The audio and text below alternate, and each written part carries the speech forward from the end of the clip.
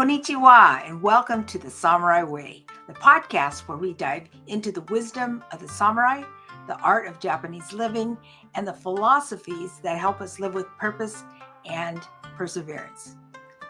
I'm Lori Tsugawa, and whether you're here to explore Bushido, the samurai, uncover the meaning of Ikigai, or just looking for a little extra Ganbaru, never give up spirit in your daily life, you're in the right place.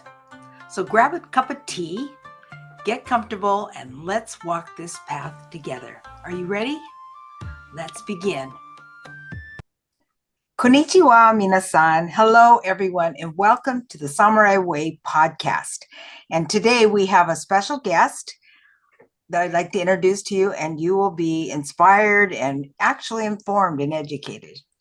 So her short bio is she has over Pamela J. Pine, PhD, MPH, has over 40 years of international public health experience in more than 30 countries. For the past 25 years, she has dedicated her work to protecting children from trauma, focusing on the prevention of child sexual abuse, trafficking, and other adverse experiences. She founded Stop the Silence in 2004, now a department of the Institute on Violence, Abuse, and Trauma, where she serves as director. Dr. Pine is also a professor, best-selling author, multimedia artist, and award-winning photographer who integrates creativity into advocacy and healing. Her honors include IVAT's Lifetime Advocacy Achievement. Dr. Pine is also a professor, best-selling author, multimedia artist, and award-winning photographer who integrates creativity into advocacy and healing. Her honors include the IVAT's Lifetime Advocacy Achievement Award and the 2025 Voices of Courage Award. So at this time, please help me welcome Dr. Pamela Pine. Dr. Pine, so glad to have you with us. Please, I give you a bit of an introduction, but would you like to give a short what you're doing now and a little bit about yourself? Sure. Well, I'd like to start out actually by talking about the recognition of my focus here today, which is Ikigai and Ganbaru. I did spend some time in Japan, so these concepts, they rest near and dear to my heart. And I carry these concepts with me pretty much everywhere I go and on a daily basis. And what I'm doing now, Lori, is focusing on advocacy, education, and training. Those are the three primary areas of Stop the Silence, which, as you noted, is a department of the Institute on Violence, Abuse, and Trauma, or IVAT. And we are literally trying to put the world on the same page with regard to this issue. We have an online, at your own pace, education program. It's a certificate to master's in child trauma and protection, and that anybody anywhere in the world can take. And we also are doing a number of other educational programs, while I'm also going out and speaking on a regular basis to organizations and companies and universities, etc., also trying to get the word out. I started, Lori, I'll just make this really, really short, but I started years ago on this issue because it needed a focus. It needed attention. In the year 2000, I was sitting at my desk, at my screen, and across my screen came information from the Centers for Disease Control and Prevention, or CDC. And I started reading about the issue of child sexual abuse. This was the year 2000. Wow. Hardly anybody was talking about it, Lori. And the numbers of children affected and the types of effects that became known to me were horrifying. So that's when my focus started on this. So this was 25 years ago now. And I started working primarily first on advocacy programming, trying to raise the awareness of a broad public. People at that point, Lord, people couldn't get the phrase out of their mouth, child sexual abuse. Later on, I started also working on the other adverse childhood experiences, and there are a number of them that are traumatic to kids. And what we need to remember is that these issues affect Yeah. all of us, Yes. all of us. It's not just the kids, it's the adolescents they become, and therefore how they go to school. It's the adults they become, and therefore how they can show up for work. It's their families, it's their communities, it's the society. It affects us in enormous ways, even on a national economic level. So we're sitting here trying to put the world on the same page, literally and figuratively, with regard to an understanding of these issues so that we can prevent, treat, and mitigate child sexual Yes. abuse and other adverse childhood experiences. Hmm. Well, FYI, I used to work in the prison, and I had always had this feeling that most of the women there had been sexually abused. And I would ask them, and I was right, and I'm right, that unfortunately that this happens because it happened, somebody else did it to the, it just goes back. And Right, a kid wouldn't do this, or they wouldn't know anything about this unless they had actually experienced it. So I think the work exactly. you're doing is important. And I think about Japan and how they view children. They view them as an asset, and they want to protect them, and is integrity, doing the right thing. They want to make sure that their kids are safe. I mean, we met a few kids in Japan, and they almost seemed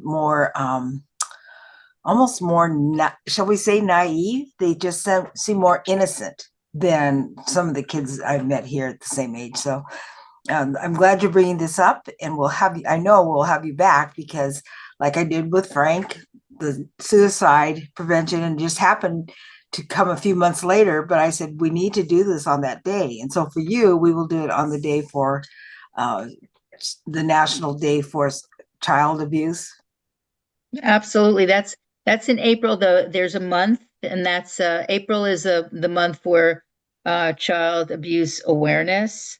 Mm-hmm. And in fact, the main advocacy event that we did for it was 10 years from 2004 to 2013. It was a massive advocacy event called the Race to Stop the Silence.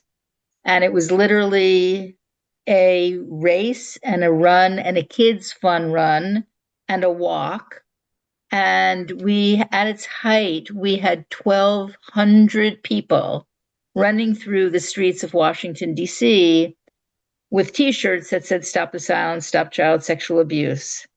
And we got an enormous amount of media and television and radio, newspapers. We had social media, of course, and we had backlit posters in the metro stations. And it really, that event over 10 years did a lot to bring this issue forward. Mm-hmm. There are a few amusing anecdotes that come along with any work that anybody does. And one of them is that the very first ad on a very, very prominent radio station that I had on there, and a very prominent announcer, journalist, when obviously the information hit that she was supposed to announce this thing, she literally stumbled over the words. Mm. This is how it sounded. It sounded, and this hour brought to you by Stop the Silence, Stop Child Sexual. They couldn't get it out of their mouths.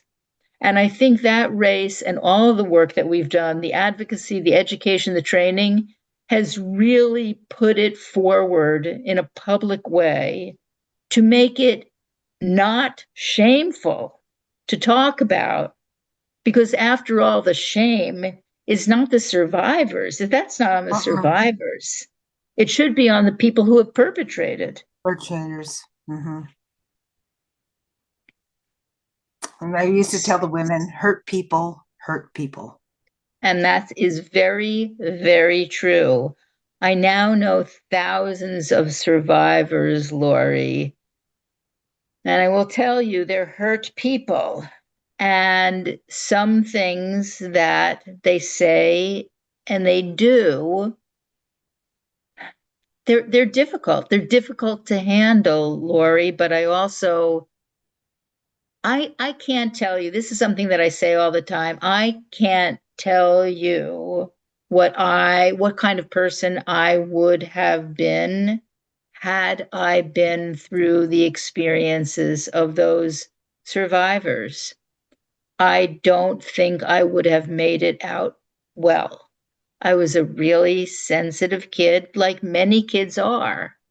And how to make sense of what's happening to you when the person likely who is abusing you is very close to you and supposed to be protecting you, what that does to your ability to understand the world around you, it plays havoc with all of that.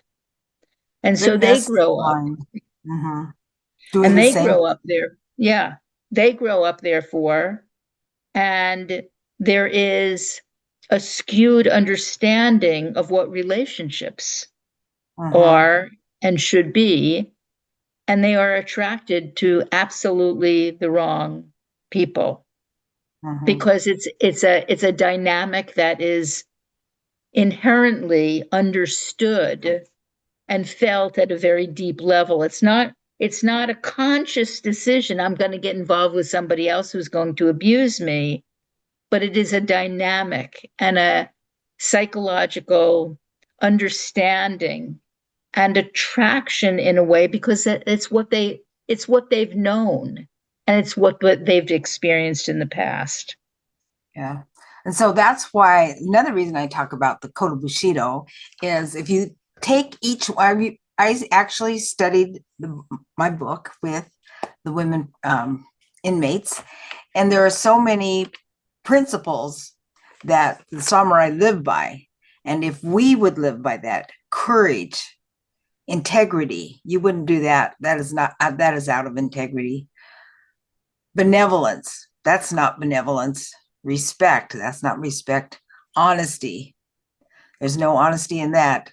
Honor and loyalty, and too often it's the secret thing, the perpetrators, and they will do that. But if we just guide people and tell them about the Code of Bushido, or like, and I would like you to expound on your Ikigai, about their Ikigai, because a lot of people don't know why they're here on planet Earth, and so they act it out. And that's what the sexual perpetrators do. They act it out because the women tended to internalize it, or they would become promiscuous, and the men are usually more violent. That was my experience, and I learned a lot.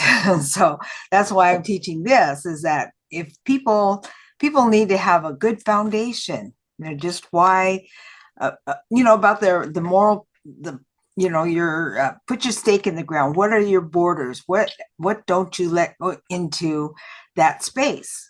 And you teach the young children, no one is to do this, in a way that they can understand, not to be afraid, but just to know that, that's just not something that is normal.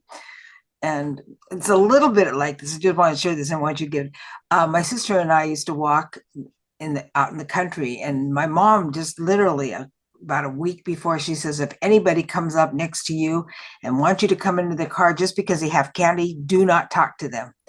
And so that act literally happened to my sister and I. We were about 8, 9. And I can remember the car pulling up, and it's just like, oh, this is just like what mom said. And so that's what, she said, don't do it. Don't talk to him. Just walk straight as you can. And we just said no. And we just walked really fast. I remember that so well. So I'd No, like you that's to. really great. I mean, to teach the kids these lessons, and also, though, to teach them that it's often people that they know. It's No, yes. usually people that they know. And the other thing that we have to make sure that we both tell the children and are able to act Uh-huh. is that if someone does approach you in a way that is uncomfortable, come tell me and I will believe you. There are a few things that you can say to a kid that make all the difference in the world. I believe you. I understand. I'm going to help you. It wasn't your fault. And if we can teach children those words and have them understand that and have them come to someone to protect them and help them, that's critical. That is absolutely critical. And we often don't do that because we are so afraid of having these conversations. And all of these things as we're talking, Lori, the two concepts, the primary concepts of the Japanese concepts, the Ikigai and the Ganbaru, the focus on why I started doing this, why Uh-huh. I continue to do it, and why I have never given up is because of the numbers, the damage, and the fact that this is all preventable Yes. Uh-huh. and treatable if it happens. And we're Uh-huh. not doing those things. I mean, just for your audience sake, we're talking, the statistics here are an estimated 1 out of 4 to 6 girls and 1 out of 6 to 8 boys in the United States alone who are sexually molested by the time they're 18 years old. Lori, that translates into more than 55 million adult survivors. That's 1/6 of our population. So all of That's these people are walking around unhealed because another statistic for you is that the average age at which somebody tells, if they ever tell, is 52 years old. I was going to say is into adult, yes, because they So they carry that don't get, shame. yeah, they don't get the help that they need. And so And there's they wonder they're why they're their walking, relationships, right. yeah, the walking Uh-huh. wounded, and everybody is affected. And so I've worked really hard out of necessity. It's necessity. I grew up in a family that expected that if you can do something about something, then you do it. And some of those acts are really little teeny tiny acts. Sometimes it's just speaking your truth. It's just speaking up to someone who is either putting you down or putting someone else down. That those words can make an enormous difference in the world. And sometimes it's really big acts of doing something fundamentally important for society. And that's what I took on. That's what I chose to take on, and that's what I'm continuing to do. And I want to see a difference. I want to make a difference. I know I've helped a lot of people. And the other thing I say along with that is that it's not enough. And it's going to take all of us. I mean, I have some really, really important information that I'm more than happy to share with anybody interested, because we need to do this together, all of us. Well, thank you. That was great. It's very powerful what you were sharing, and it's a problem that it it's happened since day one. Let's just put it that way. It's nothing new under the sun. But now that we know, and there's more advocacy and more awareness of it, and I shared with you about that one movie that I actually saw for the Yes. second time on Eva Air when my husband and I were in the plane going from Japan to the US, and they actually played that, or that was one of our choices. So this may be uncomfortable for some of you. I don't know if it is, but it happens and it affects all of us. And unfortunately, it's something that just needs to be stopped, and it can't be stopped just by saying, stop doing that. People need help, and there's help available. Then once you do it, get your help, you won't be a person won't be acting out on other people. I mean, here hurt people, and it just goes down the line. I saw that in the prison, and how women would do that. And I said, well, you're here. You can stop this. You can get educated. You can get your GED. You can go to the gym for $5 a month, and your food you have everything you need here. Work on yourself and get healed. And you can see people there at the prison. And so that's what I was there for about 11 years doing that. Wow. Yeah. And I did Yeah, it because I yeah.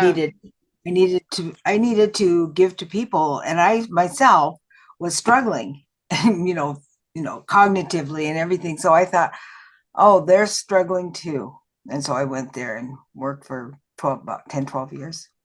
Mm-hmm.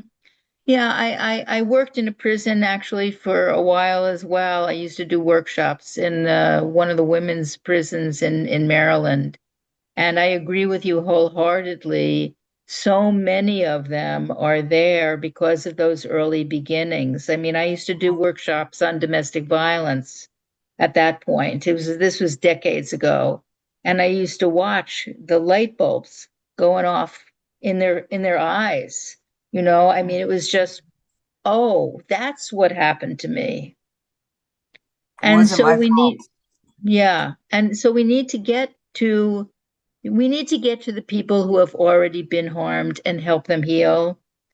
And we need to prevent it so we don't have to go in after the fact and try to make things better and okay. There are times that I have been giving talks and I just have to catch myself, and because I start to tear up. When I first started doing this, all I had to do was think of my kids. They were pretty small at the time. All I had to do was think of them, and I would have to take a few deep breaths, before I could continue. The damage that's done to these poor little beings is so unjust and so damaging that we really, really need to come together. And I invite all of your listeners to just get involved, even as with whatever time you have. Learn just a little bit. I guarantee if you learn a little bit, you're going to want to learn a little bit more, because it's so important, and you'll realize how important this is and how important it is to protect the kids and to help survivors heal. Mhm. So I'm more than willing to do that with anybody. Feel free to write me. Yes, and we'll have that information when the podcast is, what do they call it? Dropped. When it's Okay. dropped, we'll have all that information after, we'll talk about that. But anyway, what I just really want to share is Dr. Pine has brought forth an issue that's plaguing our society. We have to be honest, and we can't cover things up. So just having this information can really empower you. And also, the reason I'm doing this is because I believe that if people are even as young as children. I look at the Japanese society and the way that they conduct themselves. It's peaceful, it's calm. People aren't pushing and shoving. They're not writing graffiti on the walls, or and there's so much respect. No garbage on the street. And they want to help people. So what they've done is they've taken that code of bushido, which I am sharing with the world, that it can be a moral framework for your lives. There are 7 principles, 7 codes, and do the right thing all the time. And if you do the right thing all the time, you won't be doing these kinds of things. You'll think twice before you would do something about it, because you talk about integrity. A person of integrity, you wouldn't treat a child that way, right? And also honesty. They never steal. The first visit from the children is when they find a coin, they will take that to the policeman. That's their first visit to the policeman. It's not one of fear. It's one of, he's your friend. He's there to help you.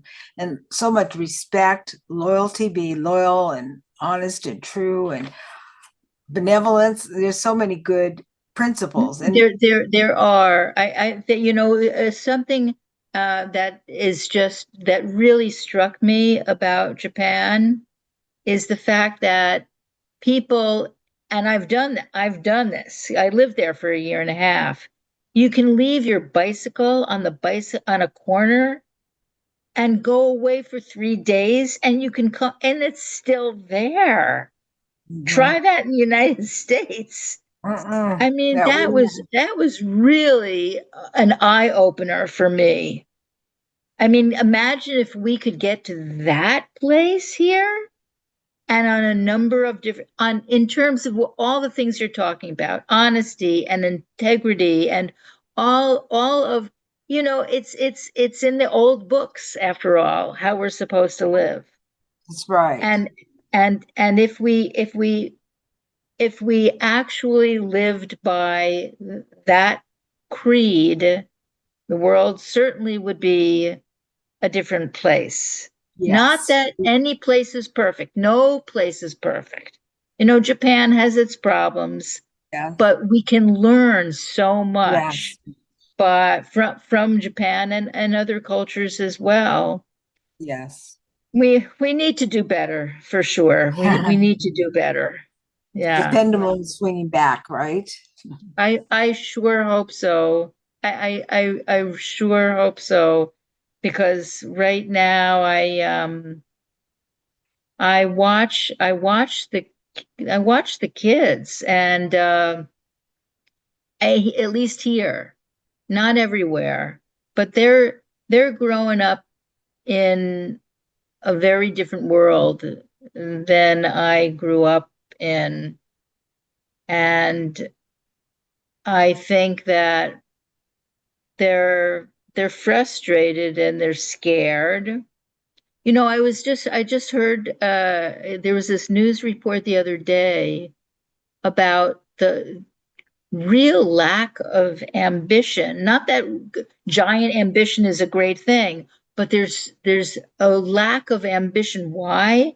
Because they have no hope. That's sad, and it's scary.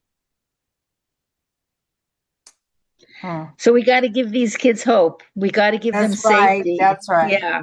Yeah. We have to give them something to be sure of in their lifetimes. And safety is certainly a fundamental of the beginning of life, or should be. You talked about Ganbaru, how you never give up. And for our audience out there, I'd like you to share your final words on hope and anything you'd like to bring forth. Yeah, I will tell you honestly, sometimes I have trouble pulling up that hope. But there if we don't, if I don't grab onto that, if I don't say that change is possible, I'm lost. Personally and professionally, I'm lost. So I need to keep pulling that out and pulling that out and pulling that out. I I know how to do what needs to be done. What I need is a large army to help do it. And so I invite everybody listening, come join us in this struggle because it has the capability, literally and figuratively and every other way. Literally, we can save the world if we save the kids. And that is something that adults need to do. So let's do it together. Join us. Join us. That's what I would say. How about we were talking a little bit about Ikigai and what you wanted, your legacy, what you want the world to remember you by. Yeah, I was joking with you before the show, and I said, I've said for decades at this point, what I want on my tombstone is she tried really, really hard. What it would be really wonderful to see, well, maybe I'll be able to see it, maybe I won't, but the other thing, it would be really nice to know that what could go on there is, besides she tried really, really hard, that she made a real difference. Oh. And that's what if I had any legacy with regard to my professional work, it would be that I made a difference substantially in the lives of children, adolescents, and adults so that they could live a happy and peaceful and productive life. That's what I would like my legacy to be. Oh, thank you so much. Well, I want to thank each and every one of you for coming to the Samurai Way podcast.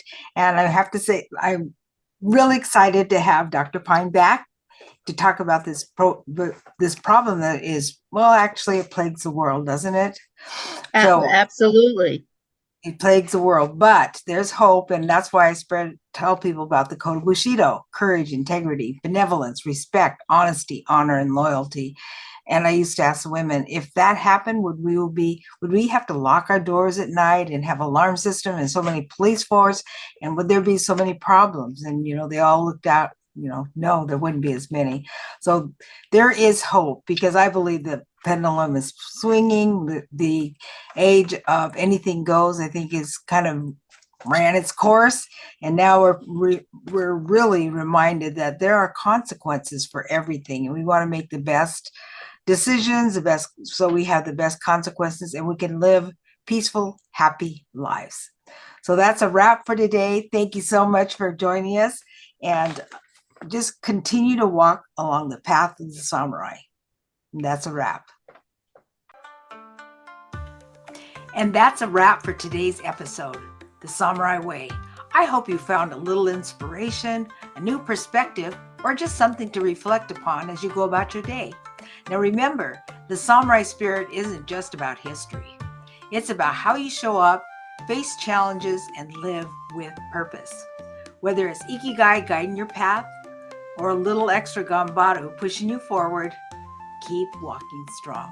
If you enjoyed this episode, be sure to subscribe, share, or leave a review. It really helps.